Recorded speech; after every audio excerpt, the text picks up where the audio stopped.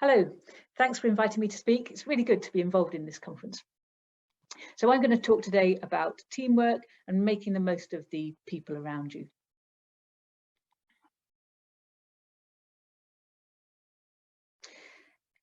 There's an African proverb, I think it is, that says to go fast, go alone. I think sometimes that's the way to go. If you know what you want to do already and you just want to get the job done and make decisions quickly, then doing stuff on your own can be quite effective. But if you want to make a real change, make sustained progress, and really make a difference, then I think doing things as part of a team is much more effective often. So that's what we're going to talk about today. If you want to go far, go together. We're all part of various different teams, I guess, aren't we? And I suppose as farmers, you'd be part of the on-farm team that's working day to day on the farm, whether that's family members or employees or both. And you'd also be part of a wider team that might involve vets, consultants, nutritionists, those sort of people. So I'm going to focus today mostly on that wider team, the sort of farmer consultant team, and in particular the farmer vet team. And that's really just because, being a vet myself, that's my area of experience, I guess. But I think everything I'm going to say today really applies to any team that you might be working with in any walk of life. When I first qualified as a vet, teamwork and communication definitely weren't part of the curriculum at university. They weren't something we learnt. I think it's easy to think that teamwork and communication are just one of those things that you're just born with. Some people are good communicators, other people less so, and that's just one of those things. But I've certainly learnt that teamwork and communication are very much things that you can learn about, you can study, and you can practice and get better at. And I'm very much of a believer that it's something we can all do, we can all work on, and we can all improve on. And I feel that if we improve our communication skills, then and improve the way we work as a team, we can really become more effective at whatever it is that we're trying to achieve.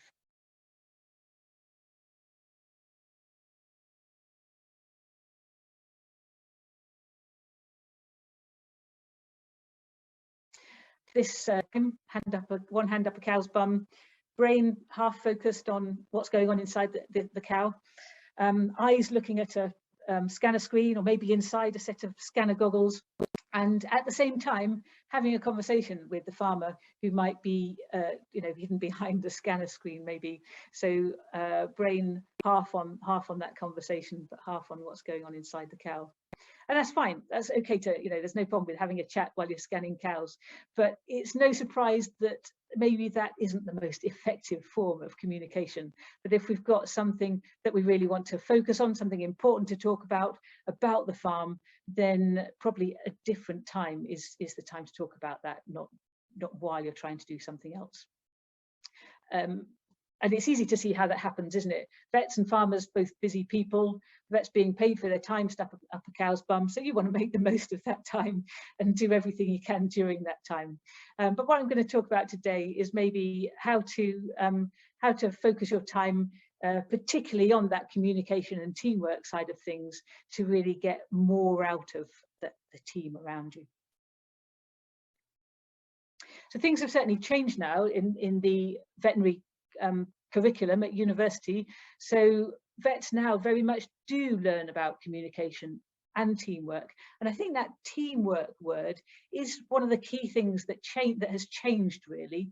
So traditionally, communication, particularly communication between a vet and a farmer, would have been thought of very much as a one-way thing. So the vet's been to university, they've got all that knowledge about disease and disease control, and communication would be all about telling the farmer about that, telling the farmer what to do. And basically that doesn't work. I think we've very much come to learn that telling someone what to do doesn't often work. And we all innately understand that, I think. We don't like being told what to do. I don't like being told what to do. Other people don't like being told what to do. So the way things have now evolved is thinking about communication very much as a 2 or 3 or 4-way thing, and as being part of a team. So communications teaching in veterinary college now would be very much focused around asking questions, being curious, finding out about the situation that you're in. You've got that knowledge in your head that you've learned at university, and that's very good knowledge. That's useful knowledge. But the communication side of things, the asking question side of things, is all about how to put that knowledge into context, and how vet and farmer can work together to each use their own expertise to solve a problem. So understanding the expertise in both areas. And as vets are starting to understand more about how communication and teamwork works, I think it's really important that farmers start to think about that as well.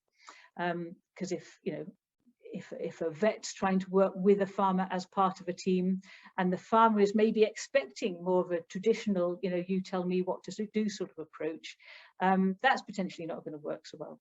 So that's what I'm going to talk today about: how to think, looking at the science behind communication and teamwork a little bit, and how we might be able to apply that as vets and farmers together in practice.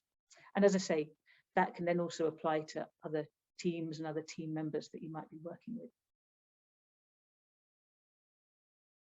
So these are the 3 sort of areas that I'd like to talk about. When we're talking about dealing with a particular situation, I think it's important to think about these 3 things. Think about the type of problem or the type of situation that we're dealing with, the type of people that we've got that are involved in it, and different ways that those people might have of learning and communicating things. And I put there learning because learning is very much a part of this teamwork and communication thing. That everything we do as part of a team, every change we make, is all a learning process. And this asking questions is all about learning as well. So I'm going to take each of those in turn and start off with talking about different types of problems that we might be dealing with.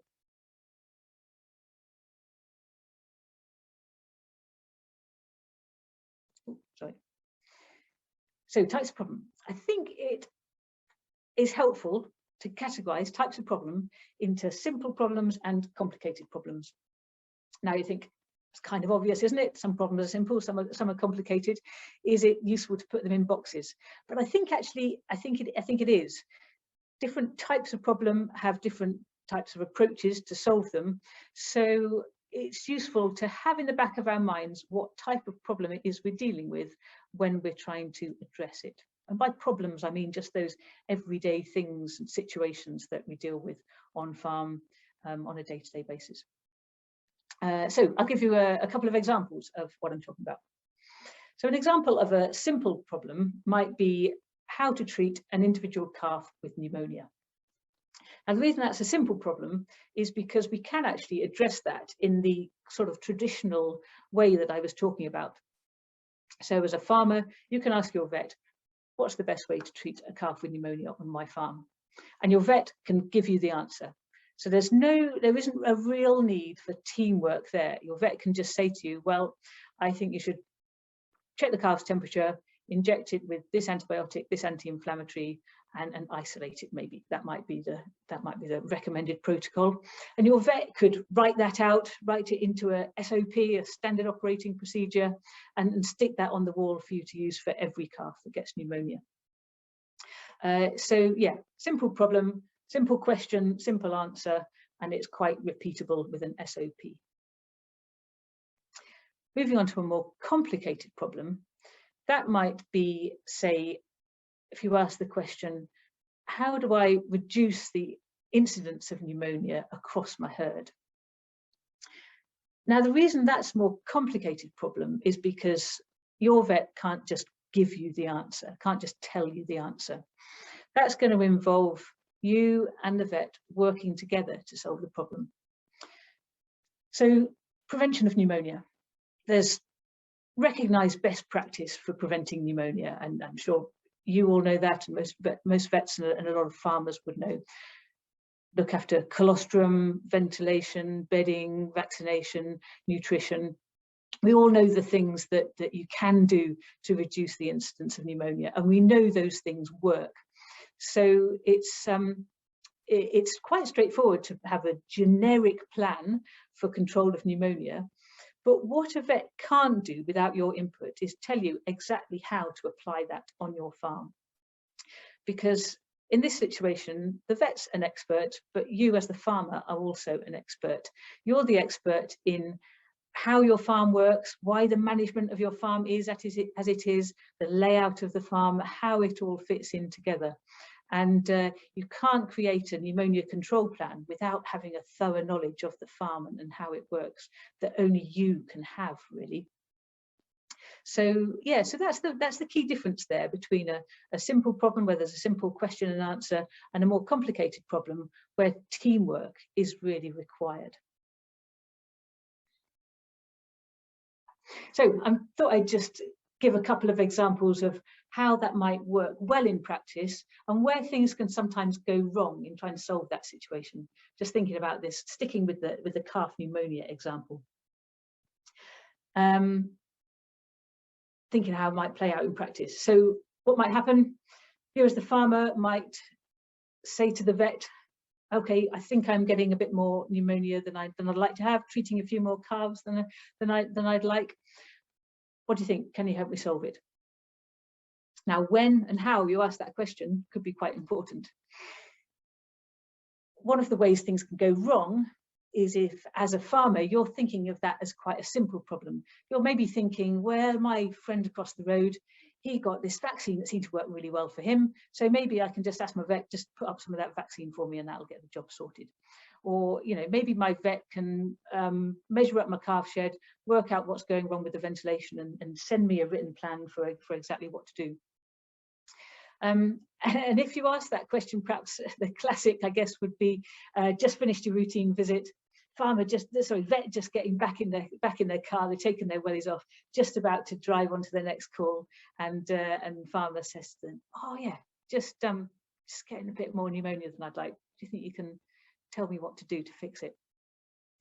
And there's two ways that could go in that situation. The vet is thinking, oh no, this is a bit of a longer question than I want, just as I'm getting back in my car. They can either attempt to quickly deal with it there, maybe by saying, oh yeah, okay, yeah, you can have some of that vaccine, I'll put some up for you, knowing in the back of their mind, oh, that's going to go wrong at some point in the future, because without putting that in place as part of an overall plan, they're not going to get the best use out of that vaccine. Or what's a better way of dealing with it would be to say, right, hang on, this isn't a simple problem here. This is a complicated problem. We're going to both have to spend some time dealing with this together. How about we fix some time next week? I come back and we work out, we have a good look around your calves, work out exactly what's going on between us, and come up with a plan for sorting it out. And that way, both you and the farmer are then prepared mentally and physically. You've got some time set aside. Maybe even the vet has said to you, yeah, it'll probably take me, I don't know, about an hour and a half or so, and that'll cost X. That can be quite useful to know, can't it, how much you're going to be charged for this bit of consultation.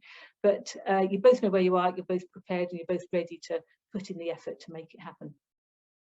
And in that way, both of you engaged in the process, both of you involved in working out how to solve the problem, chances of success are much, much greater. So what might happen when the vet comes back, maybe next Tuesday, to try and sort this out with you, you both have a look around the calves, and that's when asking questions can be really valuable. And this is where I think, again, there's this kind of two ways things could go here when the vet's out on farm with you, working out what's going on. I'd talk about maybe what happens with me on a bad day and me on a good day dealing with this situation. So me on a bad day, I'd go into the calf shed and I'd see immediately what was good and what was bad. I think, okay, they're nicely bedded, that's quite good, but in the calf shed here, we maybe haven't got enough of an outlet in the ridge, not enough ventilation coming through. That's what needs fixing. That's the main thing. And I might focus on that and say, okay, yeah, that's what you need to do. You need to open up that ridge, and then we maybe have a look at the colostrum management and I might take some bloods from the calves, get those analysed, and say, yeah, colostrum isn't they're not getting enough colostrum either, and here's a protocol that you need to put in place to make sure all the calves get enough colostrum, good quality colostrum, when they're born. And okay, that's fine, that's great. I might be right about those two things being what the most important things to do for controlling your pneumonia. But if I've just told you that, and I haven't asked you the questions about what you feel are important and how you think those things might actually work in practice, to be honest, they're probably not going to happen.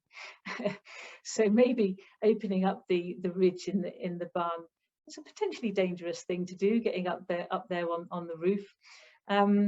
You as the farmer maybe haven't had the chance to ask the questions about exactly how you might go about doing that, and what difference it would make. Maybe you're not really feeling bought into that idea, and you might be more focused on other areas of the calf management that I feel are less important. And then when it comes to colostrum management, yeah, there might be best practice that I can tell you should be doing, but if that doesn't fit in with your routine, especially when you calved a cow at midnight or whatever, then again, it's not going to happen. Whereas thinking about me on a good day dealing with this situation, I'd very much be asking you as the farmer where you see the things that are working well in your calf shed, and where you see the issues, what you feel you as a farmer can do to overcome those issues. And then where I can come in is helping you to prioritize what is likely to make the most difference for you and your calves. And you can think about what really is likely to work for you. And if we both start working out those solutions in our head together, then we can come up with a real practical solution that we're kind of both bought into there. We both think is going to be effective. Yeah, so that's just a couple of thoughts about simple problems versus complicated problems, and how that questioning of each other can really help to solve those complicated problems. Questioning, as I say, as vets, hopefully we're learning to start questioning and involving you as the farmer in that decision making. But again, farmers, if you as farmers then start asking questions back of us as vets, and start asking, okay, yeah, I've got this idea that might work, but how's that, what impact is that likely to have? What do you think about that? Then if we're each asking each other questions and getting the most out of each other's expertise in different areas, that's when we can start getting the best effects. So I'm just going to share my screen again.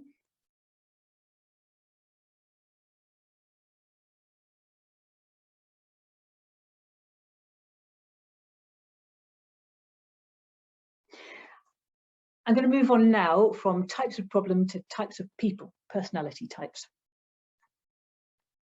Now, this is an area where, again, you think, well, initially maybe I thought, is it helpful to categorize people in the way that we categorize problems there? Does it help to put people in boxes? And it doesn't always, and you can't always. Obviously, everyone's an individual, and people don't fit neatly into personality type boxes all the time. But I do think now that it can be a useful thing to think about different personality types. Think about your own personality type and those of the people around you. And I really feel that it can just help to make the most of everybody's strengths really within the team.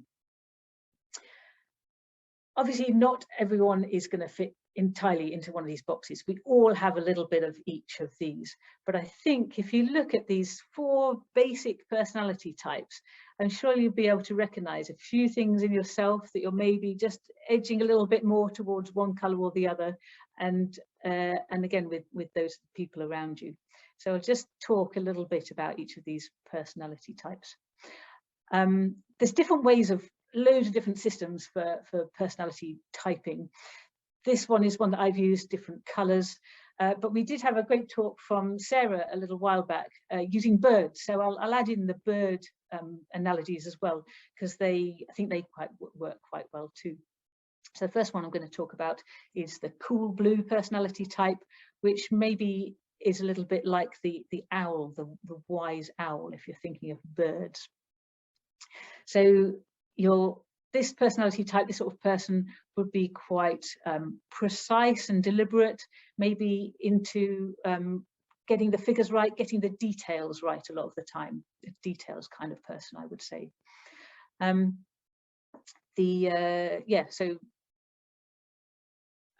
Maybe good at asking questions and carefully getting the right answers as well. So that's the blue. Moving on to the red, the more fiery red personality type. And the bird that might fit in with this type is the eagle, the sort of dominant eagle. This sort of person is quite strong-willed and determined, and can be quite competitive as well. The sunshine yellow personality type, someone who's quite sociable and enthusiastic, and thinking of the bird, a showy kind of peacock type bird. These, like I say, these people are often quite sociable, dynamic and enthusiastic sort of people. And then finally, moving on to the earth green personality, that might be like a dove, the sort of caring, protective dove, good at encouraging other people, involving other people, being quite empathetic and patient, and quite a relaxed kind of person as well. So yeah, I think you can see all those personality types. We all have a little bit of each of those at different times, but all of us have a bit of a tendency often towards one, or more towards one or the other. And the way I found this useful in the team that I work in and other teams that I've worked with is it can just help to bring personality types out into the open a little bit, and to talk about them more openly, and to almost to make them a little bit less personal, a little bit kind of objective, if you like. So for example, if there's a task that involves spreadsheets, details, getting the detail right, and we've got two people here involved with it. One of them is that cool blue type of person, and the other is the sunshine yellow, the sort of enthusiastic, sociable kind of person. The right person for that job is the cool blue personality type. They'll be able to sit down quietly and get that detail done, whereas the sunshine yellow person will be not so good on the detail, not so good on really focusing on that sort of task. But equally, if you've done that, getting the detail right part of the task, and what you want to do next is to you've maybe got the answer to the problem that you're dealing with, and you're wanting to enthuse the rest of the team about getting involved with it and making things happen. That's where your yellow personality can really come in. Your blue type might be a bit might not be so good about sounding enthusiastic about what's going on and encouraging other people to get involved, where your yellow sociable kind of person can really bring along the team behind them and make stuff happen. And by saying things like, for example, okay, I think this is a blue job. Let's get someone with some blue skills focused on this job, and then move over to, and this one's the yellow job. This is where your strengths are. We're kind of moving away from, well, you're not very good at that sort of thing, but you're quite good at that, into, we know where your strengths are. Let's focus on using your strengths. So I think it's a really useful tool to be able to do.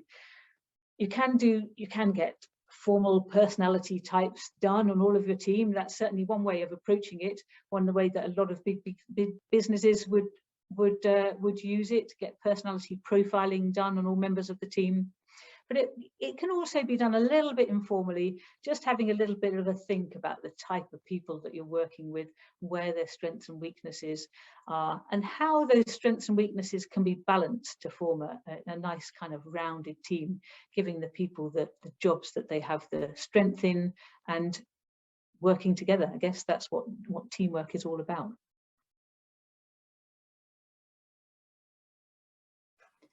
Let's think about a couple of examples of how that might work in practice with your vet farmer team. So I'm thinking again, still thinking about calves here. If we had a situation where the vet maybe was a bit of had more of a tendency towards a blue personality, was quite into numbers and figures and measuring things. So the vet might be coming along to you saying, encouraging you to maybe measure calf growth rates, plot them on a graph, and maybe also measure protein levels, colostrum intakes, get all those figures down so that you can really work out whether your growth rates are where they should be for achieving your target age at first calving. That all sounds like sensible stuff, really. That's all stuff that we should be doing. But it could be that you, as more of a green personality type who's looking after the calves, just not into those figures really, measuring growth rates, not that interested really whether your calves are doing 0.7, 0.8 kilograms a day. As long as they're looking good, coats are shiny, and you end up with some nice healthy looking heifers at the end of it, then that's fantastic, that's great. Again, two ways this could go. Could end up as a little bit of a battle. The vet's there trying to say, look, really ought to be doing some measuring here. We can't improve what we can't measure, and you saying, oh no, that just doesn't float my boat. I'm not interested in that. I'm happy with my calves the way they are. If we have a step back a little bit really and think, okay, what are the pros and cons of each approach here? From the vet's perspective, I think it's true that we do need to get some figures here and make some measurements.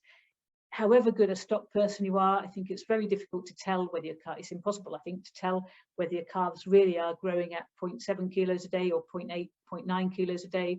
And that can really make the difference between whether you're calving at 2 years or not. And then that in turn can make a difference to whether the enterprise is becoming profitable or not, the heifer rearing enterprise. So some figures are useful, but equally from the green person's point of view, they want to be spending their time really watching their calves, getting a feel for how they're doing, using their, that innate stockmanship that's there, and they don't want to be spending time on spreadsheets and measuring and taking lots of measurements and getting numbers down. So how can we balance those two things? That might be a case, which is happening more and more now, is where the vet says, okay, yep, understand measurements aren't your thing. How about we get a vet tech to come and measure your calves every week or every couple of weeks, and the vet tech can then just take all that figures stuff away. They can measure calf growth rates, get all those numbers down in a spreadsheet, produce some graphs, and then just come back to you with the simple information that you want as to, are these calves growing at the rate we want them to or not? And you as the green person can focus on how they're looking, picking up if there's any individual calves that aren't doing as well as they should be, and getting on top of those quickly, and really using your stockmanship to look after those calves. So yeah, that's just one way that understanding that someone's personality type is such that they don't want to do that particular side of the job, but maybe, offering to substitute, bring in someone who can, so that everyone can focus on their strengths. Another area that vets and farmers often work together on calf health is having a calf health club, where a bunch of farmers all come together to discuss calf health issues and learn from each other, as well as learning from the vets and other experts perhaps. These sort of situations, you're often likely to get several different personality types, aren't we, in a sort of a group of people coming together to look at calf health. And that can be a really positive thing about some of these groups. If you've got a bunch of farmers, there might be some yellow personality types there, and they can maybe not be very good at those details. If you ask them exactly, again, like what growth rates are you getting in the calves, might not be great on those details, but what they can be really good at is making that calf club work and gel as a group, because they'll be the chatty ones, interested in what other people are doing, interested in finding out what's going on, and having a bit of enthusiasm for stuff and for making stuff happen. They might be the one volunteering to maybe have everyone come over to their farm and have a look and have something to eat at the same time, and all have a bit of a good time as well as learning, and make everything a bit of fun. At the same time, you might have some red personality types there who are can be quite competitive, and that situation maybe doing some benchmarking where you're maybe doing your growth rates and you're getting them plotted, but you're maybe anonymously ranking each other as to whereabouts you are, and that can really get those red types going, wanting to be at the top of that graph for calf health and yeah, seeing where other people are and really wanting to drive things forwards and be the best if they possibly can. And that sort of thing can be a real motivator sometimes. Having a few of those red personality types, wanting to be the best, can also sort of drive a bit of enthusiasm along with other people. And at the same time, having some of those the more green types, the more caring, empathetic types, can help make sure that people don't fall out as part of that group. And having some of those blues to try and get that detail and the figures in there as well can add into the mix nicely. So yeah, that's an example of where mixing different personality types, thinking about the strengths that everybody brings to the team, can really help everybody to learn from each other and make some progress.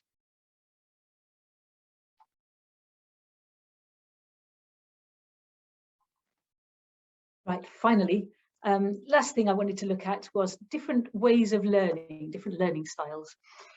This is slightly different to the different personality types. So why are we talking about ways of learning when we're talking about communication and teamwork? It's all part of it, really. Everything that we do as part of a team, any changes that we make, any improvements that we make on farm, are all about learning new things and putting them into practice. And different people like gathering information in different ways. So again, this is another thing that's just useful to have in the back of your mind, a bit of an understanding as to how you like to learn, how you like to gather information, and also the other people around you in your team. So I'll just explain different learning styles that people might have. Let's start with the activist. Top of the screen here. Activist type learner is someone who just tends to get on with it.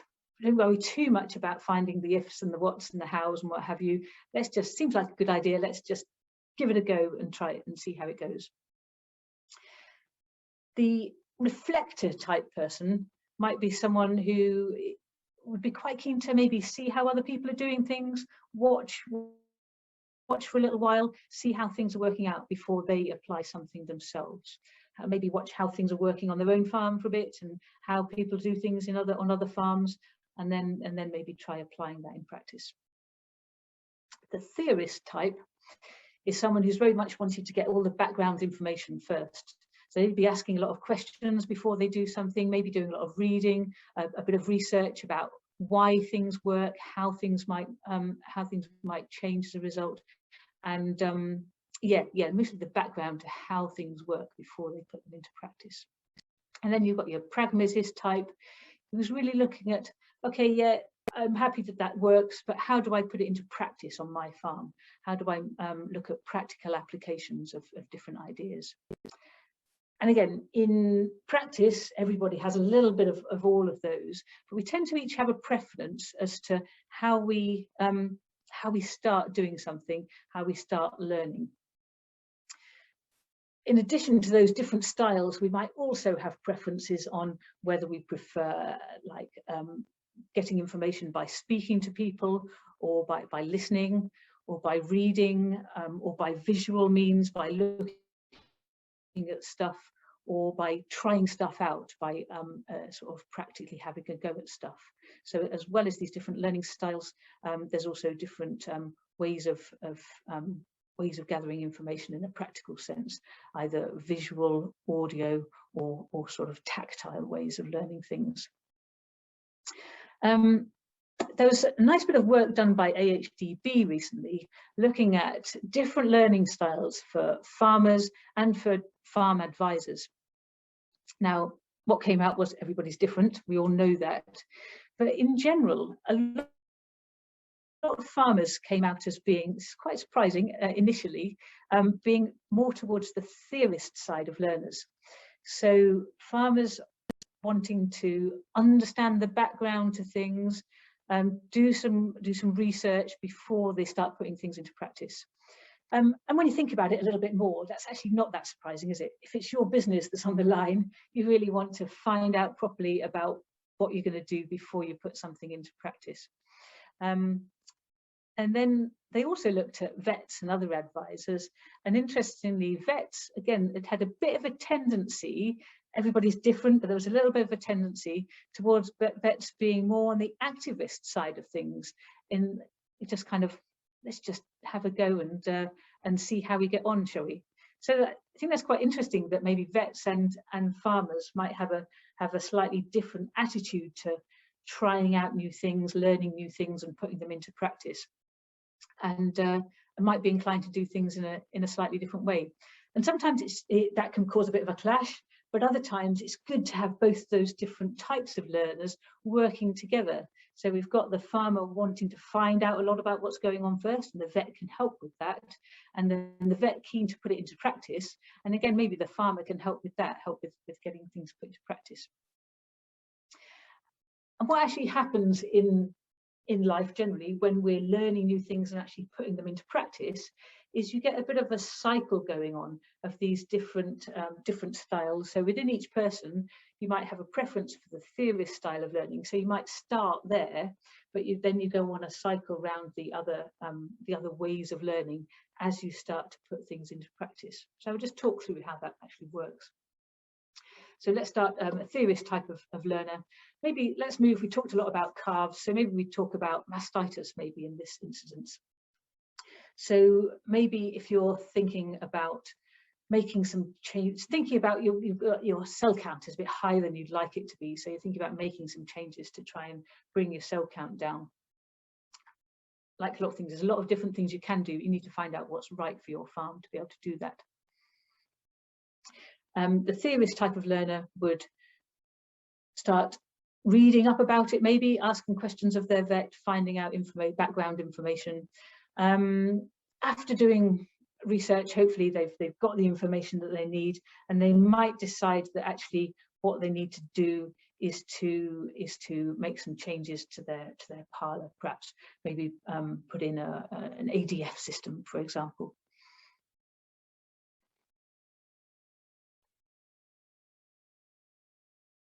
Or maybe change the teat cleaning regime in the parlour. After having done all the research behind it, they then move on to the pragmatist stage. How do I put that into practice on my own farm? That might involve maybe speaking with the other members of the team who do the milking and working out what practical teat cleaning regime might work, alongside getting information from their vets as to what's going to be most effective for tackling their problems. Once they've decided how that's going to work, how that's going to apply to their farm, put it into practice. Right, let's start doing it. And at that stage, we've probably used the expertise of both vet and farmer quite well, working out this plan and starting to put it into practice. And we've also used the expertise of the people on the ground in the parlour, and their knowledge of how things work on a day-to-day basis, and yeah, getting it started in practice. Now, this is where potentially things can sometimes get unstuck, is if we fail to close that loop then back round to the through the reflection stage and back and back again. If we stop there, okay, we've made a change, put it into practice, job done, and don't stop to analyze and review and monitor and see how things are going. We can potentially, if things have worked out well, that's great. We carry on doing it, it works. But if there's things that we've changed that aren't working quite as well as they should, we can get demoralized, I guess. We put a change in place, it hasn't worked out as well as we'd liked, get a bit demoralized, and then we stop doing what we were going to do and go back to what we were doing before. So what's really important in this whole learning styles loop, especially if the reflection side of things maybe isn't our strong point, is to make sure that once we have put changes into place, we do then reflect and ask the question, how well is this working? If it's working well, that's great. Why? Let's just keep on with it. If it's not working as well as we'd like, again, why is that? What can we do to improve it? And this is when you might go back to the theory side of things. What can we do to improve on the changes that we've made? Why isn't it working as well as it should? What can we do to improve that? How can we put that into practice? And keep on going around the cycle. And that again is where vets and farmers can work well together after we've made a change. Vets making sure they then don't forget to ask next time they're out on the farm, so how is that going? how well is it working, and if it's not working as well as it could, what can we do to improve it? And that way, hopefully, any changes that we can make sure they're positive ones, and we really make the most of them, and we avoid that pitfall of making a change not quite working out as well as we'd like it to, and then getting demoralized and stopping, where actually maybe just a little bit of a tweak to what we were doing could have then improved things and kept things going along nicely. So yeah, so that's the learning styles of things. Useful to know where you're likely to sort of enter that cycle, but also make sure that you've got people on the team that are helping to make sure that all of those stages are gone through, and that we make sure that we monitor things and see things through in an effective way.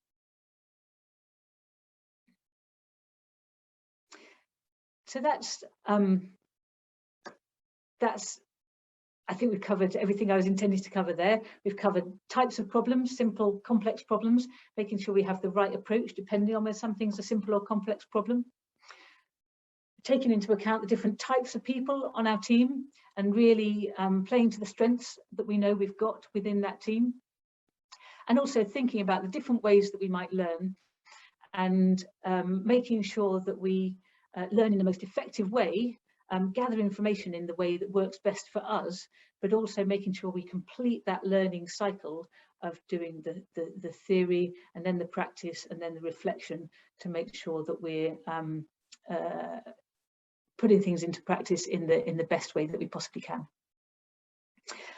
So yeah, in summary, I would say understand your own strengths, and understand that you as a member of the team are one of the expert members of the team, alongside vets, nutritionists and consultants and whoever else. Allow enough time for teamwork and communication.